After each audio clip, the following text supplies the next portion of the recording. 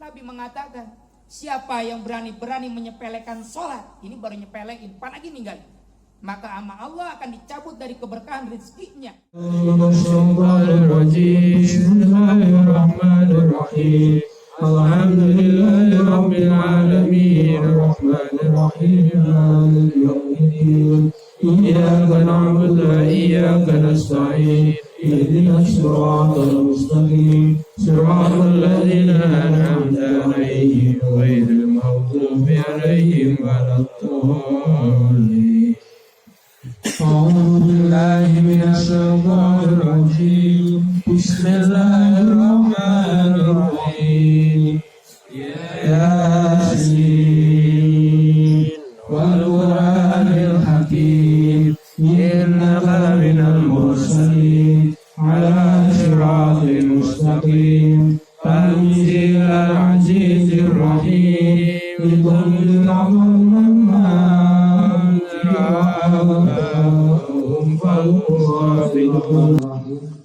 Assalamualaikum warahmatullahi wabarakatuh. Waalaikumsalam warahmatullahi wabarakatuh. Alhamdulillah wassalatu wassalamu ala Rasulillah wa ala alihi wa sahbihi wa mawala kama ba'd. Pertama yang saya hormati para ustaz, alim ulama, tokoh masyarakat, wabil khusus orang tua kita, Bapak Ustadz Mukhlis, Bapak Ustadz Jamal, dan guru kita, dan mudah-mudahan beliau semua berada dalam rahmat dan maghfirah Allah Subhanahu wa Ta'ala. Amin. Ya Allah ya Rabbal Alamin. Tak lupa yang saya hormati sahibul bait sekeluarga, tak lupa juga bapak-bapak yang hadir di tempat yang mulia ini. Mudah-mudahan kita semua di sini, yang mana alhamdulillah Pak, pada malam ini adalah malam bertepatannya dengan malam Isra Mi'raj Rasulullah Sallallahu Alaihi Wasallam. Yang mudah-mudahan di malam ini kita semua hati kita di-Isra dan di-Mi'rajkan oleh Allah Subhanahu Wa Taala.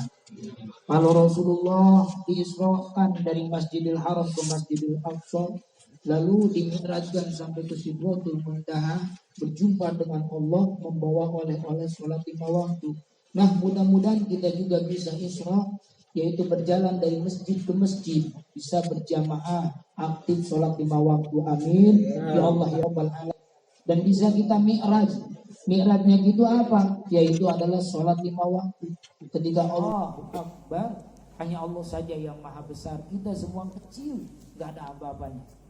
Nah, jemaah yang dimuliakan oleh Allah Subhanahu wa Ta'ala, alhamdulillah pada kesempatan yang mulia ini, insyaallah karena kita di malam Isra Mi'raj, kalau kata bahasa YouTuber mah kita unboxing, kenapa? Kita review apa sih isi dari Isra Mi'raj tersebut. Maknanya yaitu adalah sholat 5 waktu. Bapak, kalau misalkan ibadah yang lain, Allah cukup memerintahkan melalui pelantara ayat suci Al-Quran. Berjakan, keluarkan zakat, puasa, ibadah-ibadah yang lain cukup dengan melalui pelantara malaikat Jibril disampaikan kepada Rasulullah, yaitu menjadilah wahyu Allah Al-Quranul Karim. Tapi spesial Pak, ibadah sholat mah beda. Ini langsung Rasulullahnya dipanggil, kelas VIP langsung dipanggil oleh Allah Subhanahu wa Ta'ala. Dan dipanggilnya itu bukan lewat mimpi, bukan ruhnya doang. Kita paham Ahlus Sunnah wal Jamaah, yakin Rasulullah itu adalah Isra dan Mi'rajnya dengan tubuhnya, dengan jasadnya, dengan ruhnya. Maka kalau misalkan cuma lewat mimpi, atau nggak ajaib Isra Mi'raj. Kita juga kalau mimpi bisa terbang ke Amerika, itu wajar. Nah ini mah benar-benar dengan jasad dan tubuhnya. Kan banyak yang mengatakan, wah nggak mungkin tubuhnya, kan itu melawan atmosfer bisa hancur. Lah ini atmosfer punya siapa? Lah ini alam semesta punya siapa? Lah ini yang mengisra mi'rajkan itu siapa? Allah pemilik ini semua. Gak ada yang gak mungkin bagi Allah. Bagi manusia mustahil. Gak bakalan buat tubuh yang terbuat dari kulit doang hancur. Tapi bagi Allah gak ada yang mungkin. Kun jadi payakun maka jadi. Itu karena milik Allah semua. Makanya kalimatnya juga asra bi abdihi lailam minal masjid. Asra itu Pak, kalimatnya memperjalankan. Makanya subhanalladzi asra, maha suci Allah yang telah memperjalankan. Beda Pak maknanya. Nabi berjalan dan Nabi diperjalankan, itu beda. Kalau maknanya Allah memperjalankan, berarti Rasulullah itu sebagai objek yang diperjalankan oleh Allah Subhanahu wa taala. Jadi bukannya Rasulullah kemauan sendiri, tapi memang kemauan Allah Subhanahu wa taala. Nah Bapak, singkat ceritanya dah, langsung berjumpa dengan Allah, diberikanlah perintah sholat 5 waktu. Kadang tapi di zaman sekarang sholat itu bagi sebagian orang itu jadi beban gitu. Padahal Allah itu sayang banget, sampai Rasulullah dipanggil, Muhammad kerjakanlah sholat 5 waktu untuk umat. Sebab sholat itu Pak kebaikannya bukan buat Allah, buat kita semua. Sampai-sampai Nabi mengatakan, yurfa'u anhu dikal aisi. Barang siapa yang mengerjakan sholat, pokoknya bakal dicabut kesulitan hidupnya. Galaunya, resahnya, gelisahnya hilang Pak. Kita nih udah punya mobil, punya rumah, punya istri 4 misalkan. Misalkan punya berbagai macam kemewahan, tapi ini hati terasa hampa. Galaunya, apa yang kurang? Apa yang kurang? Itu ternyata jawabannya sholat kitanya. Nabi udah ngasih tahu, siapapun yang memperbaiki sholat, pokoknya Pak, hidupnya bakal benar. Kesulitan hidupnya itu bakal dicabut. Maksudnya gimana? Begini, ketika misalkan Pak, posisi kita mau dalam keadaan kaya, dalam keadaan miskin, dalam keadaan sakit, dalam keadaan apapun, bakal punya sifat seperti sifatnya Nabi Ayub alaihissalam. Nabi Ayub Pak, begitu sabarnya. Tadinya orang kaya, tadinya terkenal, diuji oleh Allah. Dicabut Pak kekayaannya. Iblis itu cemburu. Izin dulu, ya Allah, izinin dah, mau ganggu Ayub dah. Kata Allah, silahkan, asal jangan lisan dan hatinya. Emang kenapa? Karena lisannya selalu menyebut namaku dan hatinya selalu ingat kepadaku. Silahkan kau mau ganggu Ayub mah, jangan hatinya, jangan lisannya. Nah, gimana nih caranya untuk menggoyahkan iman Nabi Ayub Pak? Dihilangkan dulu kekayaannya. Mulai dari peternakan yang banyaknya itu dijatuh miskinkan dulu.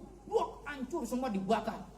Lalu ada yang laporan, wahai Nabiullah, wahai Ayub, kekayaanmu, domba-dombamu, semua ternakmu hancur, kebakaran. Apa yang dikatakan?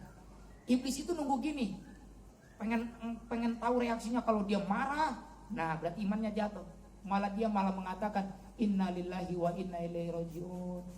Itu semua titipan dari Allah. Ya, ini namanya juga titipan, sekarang diambil lagi oleh Allah, tak apa-apa. Ayub iblis makin kesel Pak. Greget gitu. Kirain bakal gimana, hartanya hilang, jatuh miskin. Gak punya kekayaan sama sekali.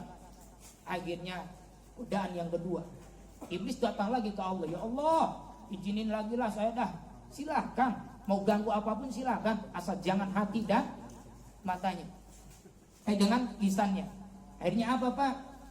Gimana nih ya, biar Ayub itu jatuh? Iblis bikin strategi, bikin politik, biar imannya jatuh. Intinya biar ngeluh dah, biar galau. Beda dengan kita mah galaunya tiap hari. Ya Pak ya? Kita mah tiap hari. Ini mah Abi Ayub gak pernah galau, Masya Allah. Akhirnya apa? Anaknya Pak, anaknya itu yang pada lucu-lucunya. Nah, biasanya kelemahan orang tua anaknya nih. Bunuh aja dah anaknya. Lagi bermain Pak di suatu bangunan, itu bangunannya dirubuhkan oleh iblis, meninggal semua anaknya.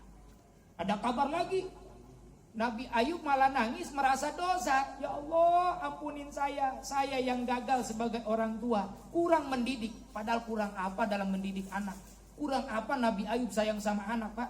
Tapi ketika anaknya meninggal dunia, tertimpa bangunan yang dilakukan oleh iblis, malah mengatakannya istighfar, astagfirullahaladzim. Kirain mau ngomong goblok ke bangsa, ini malah astagfirullahaladzim. Gagal lagi iblis. Aduh, gimana lagi ya ganggu Ayub? Iblis bikin strategi, izin lagi sama Allah. Ya Allah, izinkan saya. Silahkan, asal jangan hati dan lisannya. Nah udah, diganggu lagi Pak. Nabi Ayub diapain tuh? Udah mah jatuh miskin, enggak punya kekayaan Pak. Yang ketiga diuji dengan apa? Yaitu dengan penyakit. Nabi Ayub lagi sujud, hidungnya ditiup sama iblis. Akhirnya batal itu hidung Pak. Digaruk sama iblis, terus digaruk sampai digaruk sama Nabi Ayub, terus sampai berdarah, sampai merah, sampai sekujur tubuh. Makin digaruk makin gatal, makin parah. Sampai-sampai Hikayat mengatakan kukunya udah habis buat untuk menggaruk. Sampai-sampai pakai batu kerikil menggaruknya. Saking gak kuat gatalnya. Habis Pak. Nabi Ayub yang tadinya ganteng luar biasa, tubuhnya cuma sekedar airnya, kulitnya nggak ada, cuma daging doang. Masya Allah. Yang namanya punya penyakit kulit, lama kelamaan airnya kan membusuk. Hebatnya Nabi Ayub, sampai membusuk itu ada belatung Pak, jatuh dari tubuhnya diambil lagi. Lah kita mah nggak mungkin. Kita tubuhnya biasa aja, ada belatung udah jijik. Bener nggak? Ini mah jatuh belatungnya diambil lagi, simpen lagi. Istrinya ngomong, wahai suamiku ngapain? Kamu ngapain gitu? Ini kasihan. Ya Allah, kasihan kenapa? Itu dia rezekinya ada di sini, udah nggak apa-apa dah. Masya Allah Pak. Nabi Ayub alaihissalam luar biasa. Harta udah nggak punya nih. Miskin, sakit bertahun-tahun, udah hampir 8 tahun, istrinya udah nggak sabar. Udah berdoa dah sama Allah dah, ente kan Nabi pasti dikabul doanya, minta sembuh. Udah malu. Malu kenapa? Lah dikasih hidup udah banyak bertahun-tahun, baru dikasih sakit 8 tahun, masa udah ngeluh. Masya Allah. Kita apa 3 hari aja dikasih sakit gigi udah marah-marah, bener nggak? Tapi Nabi Ayub 8 tahun disuruh minta doa aja kepada Allah, malu mau minta sembuh, malu. Padahal kalau pada waktu itu Nabi Ayub langsung berdoa pasti dikabulkan. Tapi belum, menikmati sakitnya. Loh kok bisa orang sakit menikmati? Karena hatinya tadi selalu dengan Allah, dengan keadaan sakit, dengan keadaan miskin, dengan keadaan tidak punya anak. Pak, ini tetap dengan Allah mas selalu bahagia. Nabi Ayub alaihissalam bahagia. Maka bahagia itu Pak ketika bisa menjalankan perintah Allah. Nah umatnya Nabi jalanin sholat. Makanya apa tuh bakalan yang kita peroleh? Yurfa'u anhu dikol aisi, bakal dicabut kesulitan hidupnya. Maksudnya apa? Kegalauan, keresahan, kebingungan, kesedihan dicabut sama Allah dalam hatinya. Gimana maksudnya? Ketika bapak nggak punya duit pun selalu tenang hatinya. Padahal mah tetap besok makan apa ya? Dalam hati ada kretek-kretek kayak gitu, manusiawi. Tapi Pak, karena hatinya selalu menjalankan perintah Allah, hatinya ingat terus sama Allah, tenang, tenang, tenang, selalu ketenangan. Beda dengan orang yang misalkan sholatnya kurang, hatinya kurang ingat sama Allah, ya udah. Akhirnya jangankan dikasih penyakit, dikasih kaya aja, maka Allah keberkahannya dicabut. Maka siksaan nih Pak nih, bagi orang yang ninggalin sholat nih Pak ada 3. Yang pertama di dunia nih, ini baru di dunia. Yang pertama yaitu adalah turfaul barokatu min kasbihi wa rizkihi, kata Nabi. Allah akan mengangkat keberkahan kasabnya, kerjanya, dan juga rezekinya. Maksudnya apa? Pokoknya rezekinya sama Allah nggak dikurangin. Sama Allah udah di lauhil mahfuznya kita dikasih jatah segitu-segitu. Tapi yang dicabut sama Allah itu berkahnya. Apa itu berkah? Ziyadatul khair, tambah-tambah kebaikan. Jadi semakin banyak duit, semakin banyak kekayaan, semakin jauh sama Allah. Gak bisa merasakan nikmatnya hidup. Boro-boro mau nikmatin sholat, punya nikmat makan aja gak enak. Hati dan pikirannya ngelayang kemana-mana. Loh kok bisa gitu? Ini Nabi mengatakan, siapa yang berani-berani menyepelekan sholat, ini baru nyepelein, apalagi ninggal, maka sama Allah akan dicabut dari keberkahan rezekinya. Gak bakalan bisa ngerasain nikmatnya itu minum. Lagi ngopi aja Pak, lagi ngerokok, harusnya nikmat banget nih. Mana pagi-pagi ada goreng pisang, tapi nggak bisa nikmatin. Pikirannya itu ke depan terus. Duh, besok gimana ya? Besok gimana? Toto habis aja sebungkus. Kopi mah habis, makanan habis, tapi nggak merasakan kenikmatan. Bangun tidur nggak enak, tidur nggak enak, ngapa-ngapain hidup nggak enak. Serasa sempit pikiran dan hati kita. Ini Nabi udah ngasih jawaban. Gara-gara apa? Menyepelekan sholat. Maka kalau misal mau contoh yang lebih parah, Nabi Ayub gak pernah meninggalkan perintah Allah, hatinya ingat terus sama Allah. Dikasih sakit begitu pun tenang terus.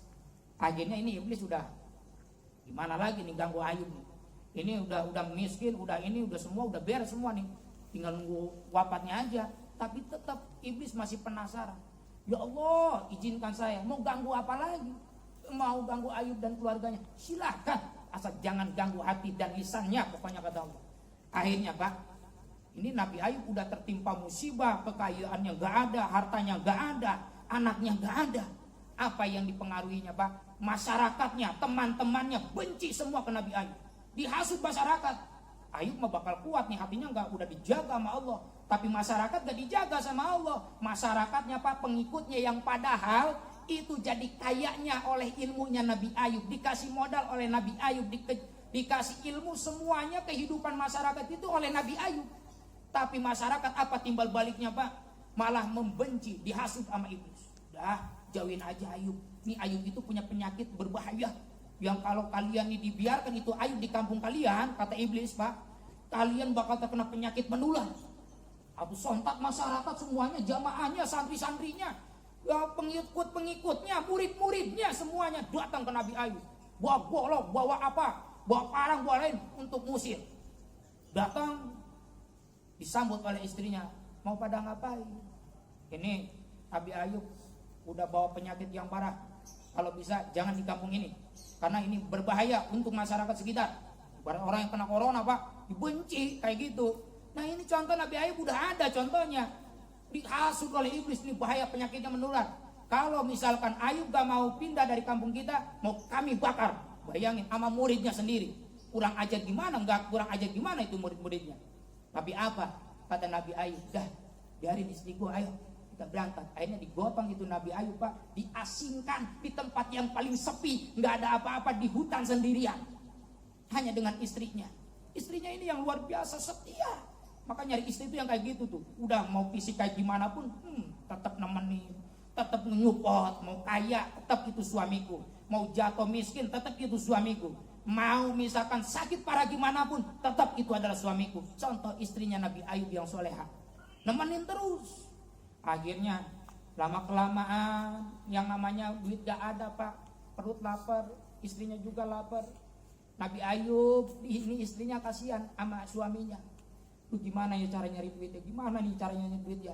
Akhirnya ini istrinya Pak rela datang ke pasar, yaitu memotong rambutnya sendiri untuk ditukarkan dengan sepotong roti, karena udah nggak tega lihat keadaan suaminya. Akhirnya pada waktu itu benar ditukarkan kepada sepotong roti, disamparkan kepada, dikasihkan kepada suaminya. Kata Nabi Ayub apa? Ini sepotong roti dari siapa? Kita kan gak punya duit sama sekali, gak punya kekayaan, kita udah gak punya apa-apa. Kita hanya punya Allah doang. Ini kamu roti dari mana? Kata Nabi Ayub. Nabi Ayub yang penyabar, di situ baru hilang sabarnya. Maksudnya udah cukup kesabaran Nabi Ayub pada waktu itu. Istrinya ngomong, itu saya jual rambut saya dan tukarkan kepada sepotong roti. Nabi Ayub di situ hatinya, ya Allah, seandainya saya sembuh, seandainya saya sehat, maka istriku akan saya rajam, akan saya pecut, akan saya hukum, karena dia telah menjual bagian dari titipanmu, yaitu bagian dari tubuhnya. Itu haram. Gak boleh kita ngejual Pak, ngejual mata, ngejual ginjal gitu kan, gak boleh. Nah itu apa yang terjadi? Baru disitulah kata Allah, cukup ayo cukup, dah mantep dah sabarmu dah. Akhirnya turun malaikat Jibril bawa air dari surga, mandi semua kulitnya Pak, ya, akhirnya jadi kembali lagi, jadi ganteng lagi, tambah kaya lagi. Istrinya pun yang tadinya mau digebuk, kata Allah udah jangan, udah jadi maklum, karena emang itu saking sayangnya. Akhirnya diampunin oleh Allah semuanya, dan menjadilah hamba Allah yang benar-benar terkenal sabarnya. Apa dari itu Pak? Apa yang dibalas oleh Allah Pak? Dari hasil beberapa tahun diuji dengan kesakitan, dengan kemiskinan, dengan apapun itu, apa yang bisa kita ambil Pak? Nabi Ayub kayaknya melebihi daripada yang sebelumnya. Istrinya makin cakep, Nabi Ayubnya makin ganteng, anaknya makin banyak, luar biasa. Itulah rahasia di balik rahasia, kalau kita bisa sabar menghadapi ujian-ujian yang Allah berikan. Yang penting tuh contoh Nabi Ayub, jangan tubuhnya doang yang sholat, jangan tubuhnya doang yang ibadah, hati dan pikiran kita nggak hadir dalam sholat. Maka yang paling penting dalam sholat apa? Ketika Allahu Akbar, hati kita itu benar-benar hadir di hadapan Allah, merasa dilihat, dipantau, diperhatikan oleh Allah Subhanahu wa Ta'ala. Sehingga kita latihan dari sholat 5 waktu itu, beres dari sholat di rumah pun lagi sendirian. Istri nggak tahu, yang lain nggak tahu, mau maksiat, mau mabok, mau batal puasa nggak bakalan berani. Kenapa? Ada CCTV yang tidak pernah tidur, yang tidak pernah ngantuk, yaitu Allah Subhanahu wa Ta'ala yang terus memperhatikan kita, peduli sama kita, ngejaga kita tiap detik. Itu hati tembus tuh udah kayak gitu, tenang kita. Mau hidup gimana pun balance, pokoknya seimbang. Kenapa? Karena hatinya selalu dengan Allah Subhanahu wa Ta'ala. Maka makna dari sholat tersebut, jangan sampai kita itu Pak, sholat hanya sekedar gerakan. Banyak orang yang ngomong, katanya inna sholata tanha anil fahsai wal munkar. Sholat itu bisa mencegah perbuatan keji dan mungkar. Loh kok saya udah sholat tiap hari tapi kok masih maksiat aja ya? Masih STMJ aja. Karena kita baca ayatnya cuma sampai situ. Coba lanjutkan lagi. Wala dzikrullahi akbar. Hadirkan hatimu ketika sholat. Pas mulai Allahu Akbar. Gimana perasaan dan hati kita? Unduk Pak. Unduk hati kita ini. Benar-benar kita malu di hadapan Allah. Banyak dosa. Ibarat seorang anak bikin dosa ketahuan sama orang tuanya. Kan gimana itu anak? Pasti malu, takut diomelin, takut dipukul. Dan kita mah masih bangga. Padahal tadi siangnya udah ngomongin orang. Tadi siangnya udah ngegibah. Tadi siangnya udah bikin dosa. Sholat maghrib Allahu Akbar. Hatinya ingat ini, hatinya ingat itu. Lah gimana mau merubah keji dan munkar karena hati kita nggak hadir ke hadapan Allah. Maka Pak minta sama Allah, ya Allah, mudah-mudahan sholat saya khusyuk. Maka di sini nih yang mau dibahas, Pak, yang mau dibahas biar sholat kita khusyuk ada di wudhu kita. Ini wudhunya dalam kajian ilmu tasawuf. Bapak, Ibu, Bapak mungkin tahu semua. Yang wajib dalam wudhu itu kan cuma 6. Kalau Bapak pengen tahu sholatnya benar, lihat wudhunya. Wudhunya ngelamun, wudhunya ngobrol, wudhunya merhatiin kiri dan kanan. Bahkan masih bisa ngoreksi. Ente salah wudhunya. Waduh, sholatnya pun gak bakalan bisa hati kita hadir kepada Allah. Maka biar sholat kita itu luar biasa. Seperti hadirnya hati kita kepada Allah, kuncinya di wudhu. Gimana? Perhatikan wudhu kita. Yang pertama secara fikih dulu, kita harus tahu mana yang wajib dan yang sunnah. Yang wajib dalam wudhu cuma 6. Pertama kita niat. Yang kedua membasuh muka. Yang namanya muka Pak dari ini nih ujung jadinya rambut sampai ke sini, sampai tulang ini nih ke sini terus. Maka kita wudhu itu jangan depannya doang, ininya nggak kena air. Kalau ini nggak kena air berarti wudhu kita nggak sah. Dan yang wajib dalam wudhu itu 1 kali usapan, 1 kali basuhan itu udah kena semua. Jangan sampai kita punya anggapan yang kedua itu menyempurnakan. Enggak, yang kedua, yang ketiga itu adalah sunnah. Yang 1 kali harus kena. Maka sebenarnya Islam mudah. Wudhu itu cuma air aqua tanggung itu udah cukup. Selama air udah menggenang di sini, Bapak niat, saya wudhu karena Allah, menghilangkan hadas kecil. Dah, bahasa hati aja. Pakai bahasa Arab itu sunnah. Diucapin sunnah, yang penting dalam hati. Saya niat wudhu karena Allah, gitu doang udah sah.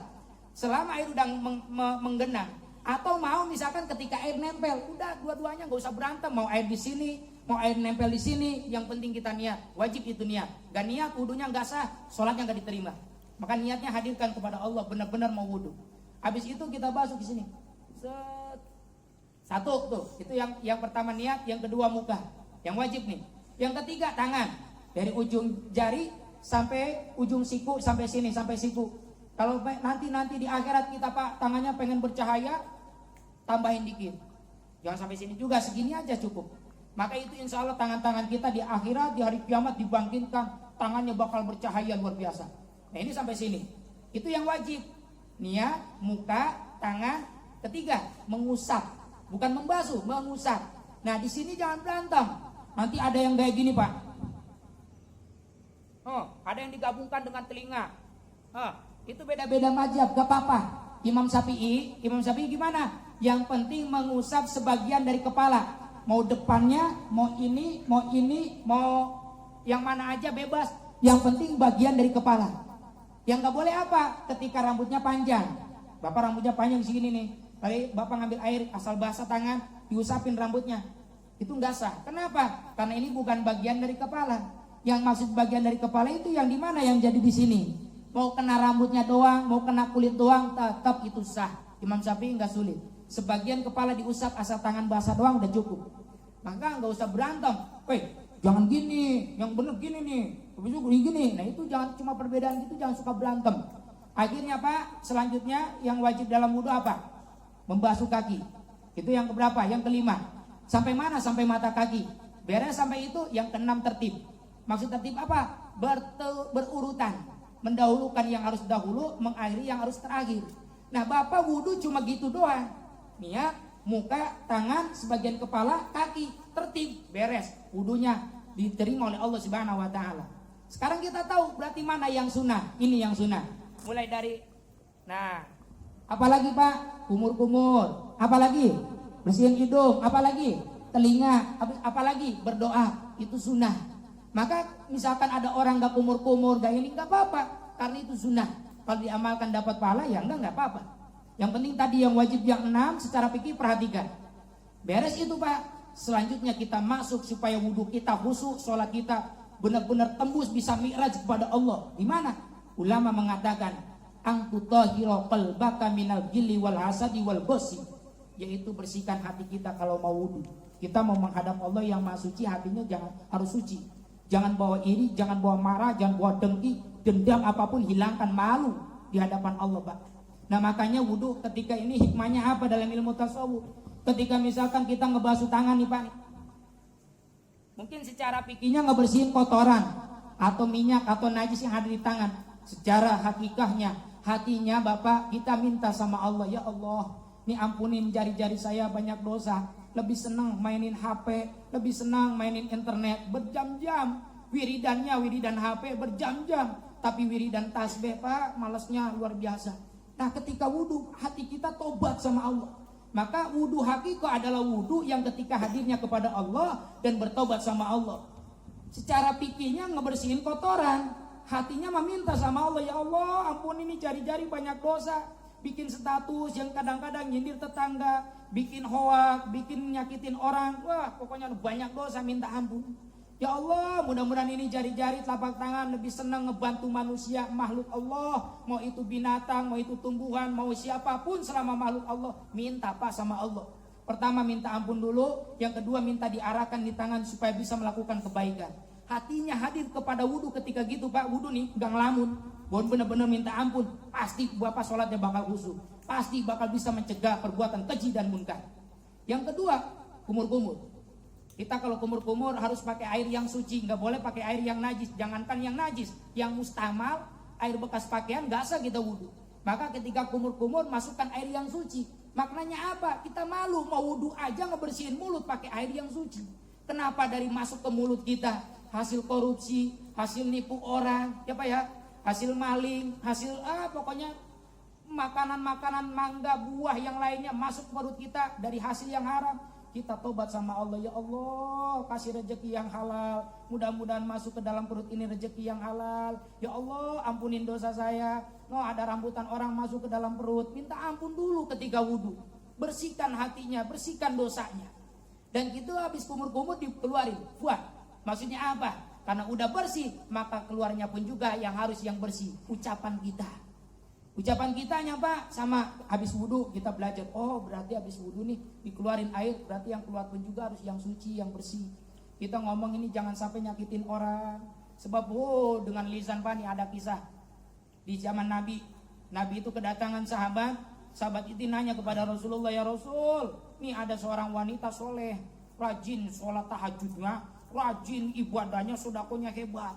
Tapi ini sama tetangganya lisannya itu nyakitin mulu. Maka apa kata Rasul? Min ahlin nar, dia termasuk ahli neraka.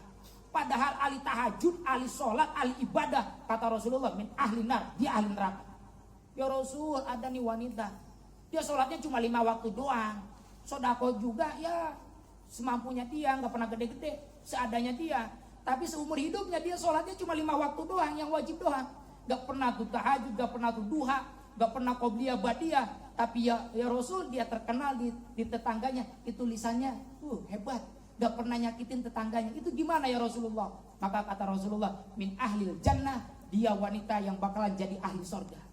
Maka orang yang ahli ibadah pun Pak, gara-gara lisan doang nyakitin orang, bisa ke neraka.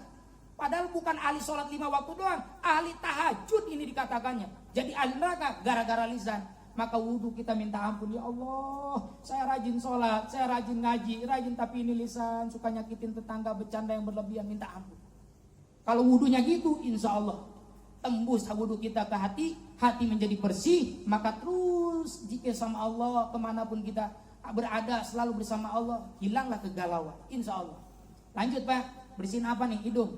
Maknanya apa? Sama kita ini hidung tempat penciuman. Minta sama Allah ketika bersihin hidung, ya Allah mudah-mudahan nih tubuh lebih senang mencium yang bau-bau surga daripada yang bau-bau neraka. Ini kalau ada yang lagi ngomongin orang, saya suka hadir. Kalau ada yang mabuk, saya hadir. Bagian ngeriung pengajian, males. Berjamaah, males. Minta lagi wudhu itu minta, jangan ngelamun. Bersihin, ya Allah ini mudah-mudahan penciuman lebih senang yang bau-bau surga daripada bau-bau neraka. Habis itu apa? Bersihin muka nih Pak nih. Dari muka itu ada apa? Ada mata. Nih takutnya gara-gara keilmuan kita, gara-gara keustadan kita, gara-gara ibadah sholat kita, gara-gara apapun kelebihan yang ada di diri kita, ini mata gampang banget ngerendahin orang. Lagi wudu tobat sama Allah, ya Allah, ini mata gampang banget sih ngerendahin orang, nyepelein orang, merendahkan manusia yang padahal nggak pantas. Apa bedanya, Pak? Kalau ibadah kita makin hebat, ilmu kita makin hebat, maka apa bedanya kita dengan iblis kalau sombong? Iblis bukan yang nggak berilmu luar biasa. Iblis bukan yang gak beribadah luar biasa. Tapi iblis dilaknat oleh Allah cuma satu doang. Gara-gara apa? Sombong itu doang udah. Makanya kalau misalkan makin hebat sholatnya, makin hebat ilmunya, sombong. Sampai mata itu lihat orang bodoh, lihat orang maksiat. Bang cuma dia merendahkan aja udah. Pasti sholat kita gak akan ada manfaatnya. Makanya kita wudu minta ampun sama Allah, nih mata banyak dosa. Lebih senang lihat yang maksiat daripada yang baik-baik. Selanjutnya Pak, habis muka kita apa lagi tuh? Telinga apa tangan dulu? Telinga ya Pak? Tangan dulu apa telinga Pak? Tangan dulu. Nah tangan nih Pak sama kayak tadi, minta sama Allah, ya Allah ini tangan pernah mukul orang, pernah gampar orang, gara-gara emosi yang gak kontrol, minta ampun. Kalau nggak minta ampun Pak, dosa sama manusia itu di akhirat ditagih terus. Jangankan dosa utang aja ditagih terus sampai di akhirat. Masya Allah ditagih. Jangankan berjuta-juta, 1 perak aja kita selangkah lagi ke surga gak jadi Pak. Ada yang nagih, Mas mau kemana? Wah mau ke surga gua. Bentar dulu ente ada urusan. Sama saya emang kenapa? Ketika di dunia punya utang, bayar dulu, ditagih lagi Pak. Kalau misalkan itu Pak, apa cara dinagihnya, cara bayarnya? Dengan sholatnya diambil, dengan ibadah yang lainnya diambil. Mending kalau ada ibadahnya. Dan gimana kalau nggak ada ibadahnya dia ahli maksiat? Nah akhirnya kita mau diarak selangkah lagi ke neraka. Datang lagi ada yang punya utang, nagih lagi. Mau ketika selangkah lagi ke neraka, malaikat mau di kemana dia? Mau dimasukin ke neraka. Bentar dulu ada urusan sama saya. Kenapa emang? Dia punya utang ketika dunia belum dibayar. Akhirnya apa yang terjadi? Nah sama. Ditagih nggak punya duit, nggak punya ibadah, nggak punya apa. Dosa ini nih, yang punya utangnya itu dia diambil dosanya dikasihin ke dia. Makin parah di nerakanya. Naudzubillah. Ini urusan utang, apalagi nyakitin orang. Maka coba lagi wudu. Tobat, tangan kita udah bikin maksiat apa nih? Mohon ampun sama Allah. Jangan hanya fokus cuma bersihin, takut ada upil, takut ada najis, takut ada apa. Jangan itu doang. Batinnya kita minta sama Allah, tobat. Nah setelah itu Pak, kita mengusap sebagian kepala. Tiap hari kita mengusap sebagian kepala. Di dalam kepala ada apa? Ada otak. Maka ulama sufi mengatakan nih otak ketika dibasuh biar lembut. Ya Allah nih otak keras-keras amat gitu. Sulit amat itu berpikir yang baik-baik. Pokoknya bawaannya negatif, dunia. Sampai puyeng nih sama urusan dunia. Lagi wudu kita minta ampun sama Allah. Ya Allah, arahkan nih otak saya berpikirnya mikirin akhirat, senang ibadah, tidak berlebihan cinta dunia. Kita minta sama Allah. Tobat nih. Banyak mikirin maksiat mulu. Habis itu telinga Pak. Kita telinga nih satu doang kisah terakhir. Yaitu ada Hatim bin Asom bin Ulwah. Dikenal dengan Hatim al-Asom Pak. Hatim al-Asom diangkat jadi wali cuma gara-gara kentut doang. Cuma gara-gara kentut doang bisa jadi wali. Loh kok bisa gimana? Gini. Ini Hatim al-Asom itu Pak seorang ulama besar. Di kampung itu kalau ada masalah agama selalu nanya sama dia. Singkat cerita ada seorang wanita Pak. Datang ke rumah Hatim al-Asom untuk mengadukan suatu pertanyaan. Mau curhat dah. Hatim al-Asom ya karena ini tamunya wanita jaga pandangan. Sambil mainin jenggot gini aja. Ini baru juga wanitanya basa-basi, ngobrol ngaler ngidul basa-basi. Pas mau ke pertanyaan, ada sesuatu di perutnya nggak tahan. Mana cakep, mana perawan, akhirnya nggak tahan, kentut kencang lagi. Buat di depan dia itu besar. Ini wanita yang anak-anak muda, malunya luar biasa, sampai merah wajahnya. Gak enak dia, gak enak, malunya sangat luar biasa, seolah-olah pengen mati dah. Ini malah ulama yang paling dimuliakan di kampung ini. Saya kentut di depannya, enggak enak banget. Tapi Hatim al-Asom apa Pak? Dia dengar, dia merasakan baunya, bau tetap. Tapi Hatim al-Asom pura-pura aja, gini aja. Aktingnya hebat, santai aja. Gak lama kemudian baru dia mengatakan, irfa'i sautaki. Coba angkat suaramu lebih keras. Coba ngomongnya lebih keras. Tadi ngomong apaan kurang denger nih. Gini Pak Kiai, Gini Pak Kiai, Alhamdulillah Kiainya budak. Kata si wanita ini, alhamdulillah budak juga. Dia nggak dengar tadi saya kentut. Akhirnya bangga nih wanita ini. Padahal ini Hatim Al-Asom menjaga aibnya, menjaga perasaannya, takut dia malu, dia pura-pura acting budak. Pak, apa yang masalahnya jadi cuma gara-gara kentut doang jadi wali Allah, jadi ke sorga? Karena pura-pura budaknya 15 tahun. 15 tahun. Pokoknya setiap ada jamaah yang nanya, Pak Kiai, Pak Kiai, gitu aja. Karena ngejaga jamaahnya wanita tersebut. Sampai kapan? Sampai wanita itu meninggal. Setelah 15 tahun wanita itu meninggal, baru pas ada jamaahnya nanya, Pak Kiai, woi, udah sekarang kok Kiai bisa nyawut? Nah, emang bisa. Emang Kiai udah normal sekarang telinga? Dan emang dari dulu normal. Yang benar Pak Kiai, benar. Atau maaf, dulu saya sering ngomong kencang, jerowokan di telinga. Gak apa-apa. Emang kenapa sih Kiai? Sebenarnya saya pura-pura budak. Kasihan pada waktu itu ada seorang wanita datang, gak disebutin lagi namanya. Dia kentut depan saya, malu banget. Ya udah saya, kan sekarang dia udah wafat, ya udah sekarang normal lagi. Luar biasa. Nutupin kan, Masya Allah, sampai 15 tahun. Nah kita mah kalau ada yang kentut di sini, tunjuk-tunjuk, siapa nih? Siapa nih? Oh, demi Allah, pakai bahkan kentut doang pakai demi Allah. Ada yang gitu Pak. Nah makanya Pak, kentut doang ditutupin nih sama tetangga, tutupin tetangga, Masya Allah. Makanya Nabi mengatakan di dalam hadisnya, siapapun orang yang mempermalukan Pak satu dosa, maka dia akan dicabut, tidak akan dicabut nyawanya sampai dia melakukan dosa tersebut. Bapak mempermalukan tetangga bapak itu bikin dosa, misalkan ninggalin sholat, sama bapak digibahin, tahu nggak si Anu? Iya, si Anu kan jarang pernah masjid, jarang pernah ngaji, jarang pernah sholat. Bapak itu ngomonginnya itu bukan nasihatin, bukan sayang, emang mempermalukan. Iya, emang dia emang nggak pernah sholat, mempermalukan. Maka kata Nabi mengatakan, ini orang yang mempermalukan saudaranya karena satu dosa, nyawanya nggak bakal dicabut sampai dia melakukan dosa tersebut. Maka orang yang ngomonginnya ini, dia nggak bakalan dicabut nyawanya sampai dia dicoba meninggalkan sholat. Masya Allah. Kita menghina orang yang berbuat zina, yang harusnya kita tutupin Pak, aibnya ditutupin, kita malah disebarin.